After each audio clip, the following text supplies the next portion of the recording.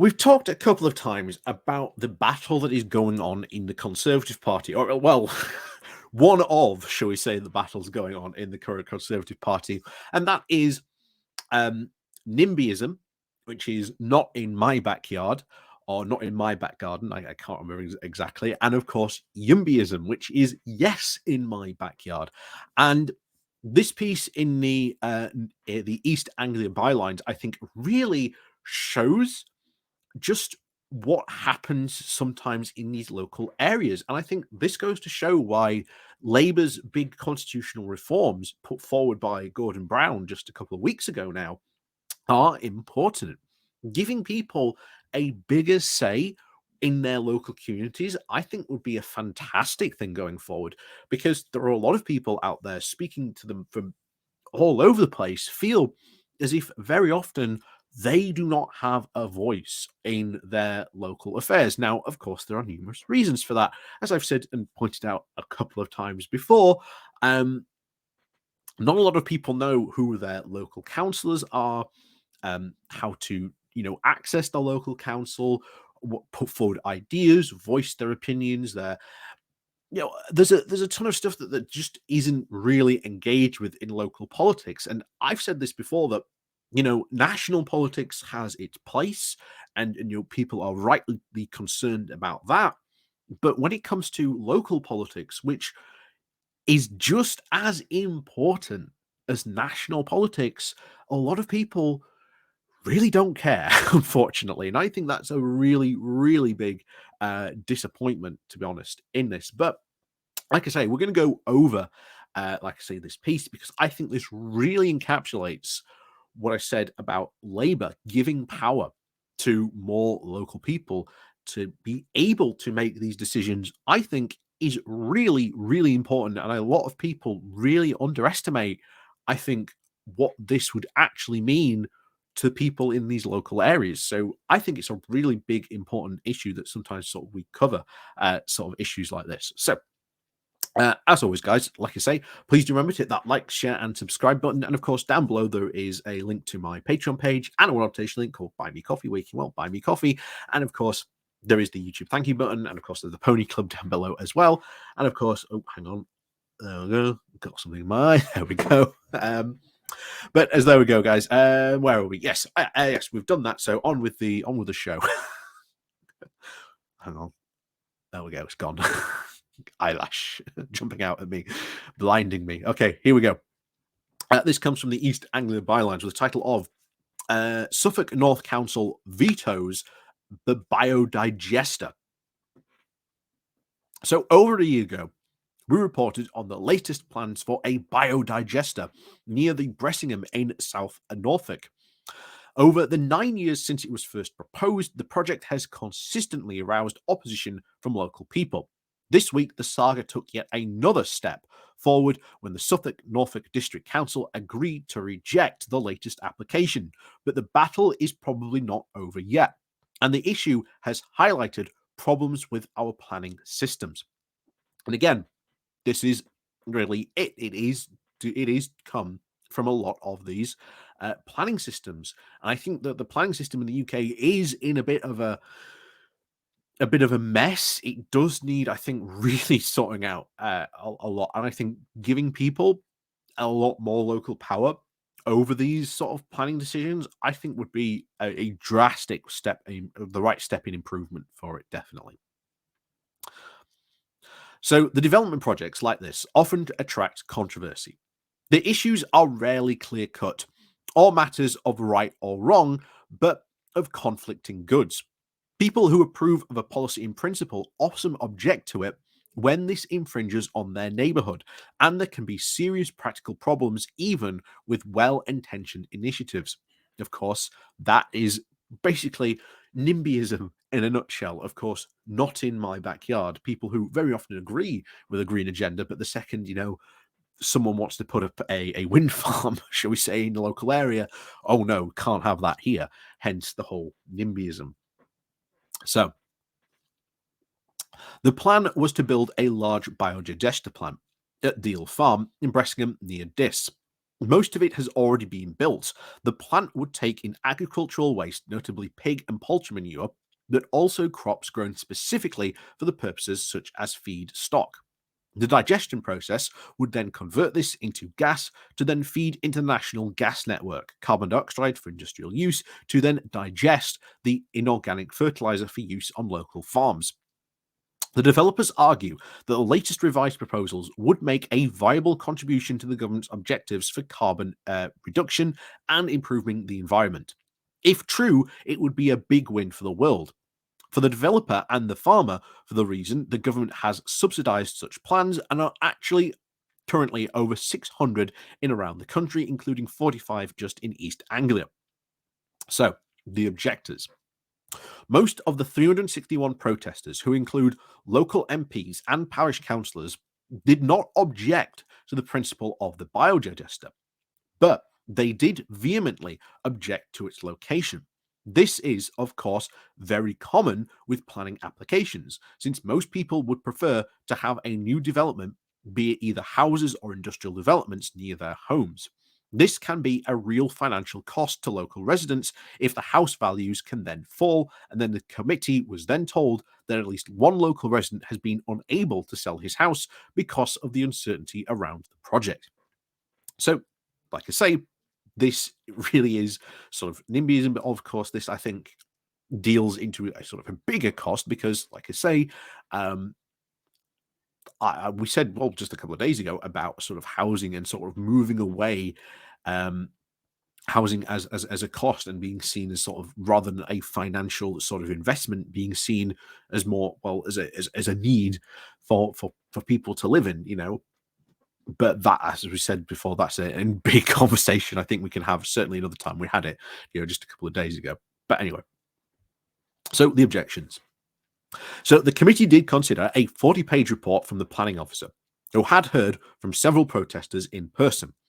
There were 8 causes for concern, but probably the most for serious concern was the level of the nature of the traffic required to bring in the feedstock and take away the digest.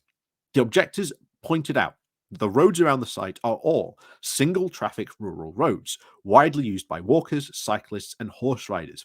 And they queried whether these roads could actually cope physically with more than heavier vehicles, even if the developers did provide the 36 passing places in the current recommended route. So this is a big one as well. We've seen this before when it comes to these planning applications. The infrastructure, as we've said before, is not just about railways and roads. Sometimes it's about capacity where you put, you know, if you're going to drop, you know, a big new housing development or a big new industrial development, can the local road system take that capacity? And then as a result, you're going to have to increase capacity. So these current, you know, local roads, well, they might have to be increased. But then, of course, you get into the argument from locals saying, well, we don't want the size of these roads increased. And of course, you know, this again tumbles on. But there you go. So the developers have claimed that by comparison with the current agricultural traffic, heavy goods traffic would be reduced because the feedstock would be gathered locally. Gas would be piped away, and the digest could be used on local farms. Objectors have pointed out, though, that there were no agreements with the neighbouring farms to actually provide feedstock to use this digest, so there was a risk that both would need to be transported over much longer distances. They also pointed out the latest application would mean that the planning running would run well below the capacity for which was designed, and that they have suggested that once operational, activity would be scaled up, whatever the agreement had been reached. So, again, valid concern. Oh yes, we're only going to use it at this capacity, and then once it's opened, they up the capacity. So we've seen this before. Even housing developers do this. They say, "Oh, we're going to build this fantastic development. It's going to have all this, you know, low cost, affordable housing." So to get the planning permission approved, they build the houses, and of course, the house builders, or at least the house building companies, have not built the houses that they promised. We've seen this before. How you would hold sort of these companies' accounts to doing this. I can't exactly say, but even in this case with here, with a company saying, well, okay, we'll only run at this level, and then once obviously it's built and everything, they just up the capacity. What can you really do? And more a point of it, what can the local council really do about it? So the two critical issues in this case, like this, are public trust in the process and the power of local authority, which we just said. The protesters made it clear in written submissions and presentations to the committee that they do not trust the developers or the farmer whose land this plant is being built. They point out that the plans and the firms involved have changed repeatedly over this 9-year period, and although the plans have not been approved, the plant has largely been built already. The second issue is the power of the local authority. The biggest concern was the source of the volume of the feedstock used would determine the levels of traffic. This proposer claimed that the most traffic would be very local. They gave indeed figures of traffic movements, proposed to build the 36 passing places on the narrow roads, and made specific proposals about the routes with which lorries could take. However, the roads are public rights of way, which means that drivers could choose to ignore any agreement with the developer made. It was clear that the council had agreed to these, and even if it had set up these processes of monitoring the traffic movements, the power to act if the conditions were broken were very limited. And this is, I think, a thing. This is where we get to see giving local authorities, councils, divulging power away from Westminster so that local authorities and local areas have more power to take these opinions. I think is really, really good. And as we said before, localism, I think, should be something that we start really to talk about. Like, what powers do local authorities need more of, and what authority do they need more to act on in some cases? So back to it. So the council's only options could be a court action, which could result in a fine, but nothing more, or to intervene directly to dismantle the plan, which would be difficult, expensive, and controversial. So, their only option, if they did not trust the developers' assurances, was to reject the application, which they did. So, the saga continues. The case before the committee this week was a strong one. The planning officer's report outlined the issues and agreements and explained clearly the legal basis for his recommendation to reject the application. For the protesters, this week's decision was clearly a win. But this isn't likely to be the end of the story. Although the council has voted to reject the proposal and to begin the process to require the most present structures to be dismantled, the developers have invested a lot of money in this. They will be very reluctant to give up now. So it's likely this issue will go to appeal. The committee was told this is one of the largest planning issues they have ever considered, and it has already been consumed a lot of the officer time over 9 years. And the appeal represents a larger proportional legal cost to the council, developers, and often have very deeper pockets.